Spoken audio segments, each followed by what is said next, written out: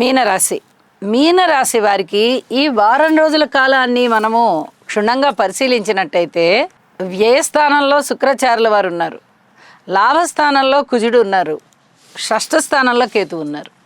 మరి వెరసి ఈ మూడు గ్రహాల యొక్క ఉనికి చాలా బాగుండాలి. అయితే వ్యయస్థానం అనేది చాలా చాలా ఇబ్బంది పడుతోంది.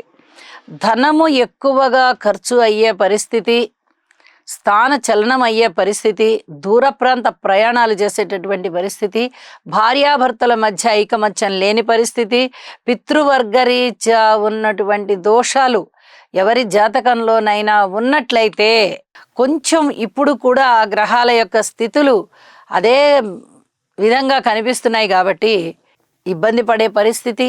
అలాగే కోరికలు ఎక్కువ అవ్వడం, ఏది చూస్తే దానిని సాధించాలి అనేటటువంటి వ్యామోహం పెరగడం.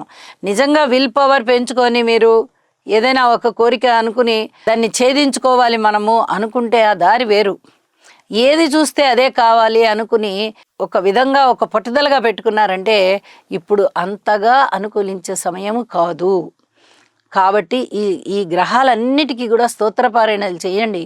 కుజ, రాహు, రవి, శుక్ర, తప్పనిసరిగా మీరు విజయం సాధిస్తారు. అలాగే విలువైన వస్తువుల్ని భద్రపరుచుకునే పనిలో ఉండండి. లాభం కొంచెం అనుకూలంగానే ఉన్నది, ఏదైనా కుటుంబరీత్యా లాభం ఉంది. అలాగే వ్యయ ప్రయాసల కోర్చి అయినా మీరు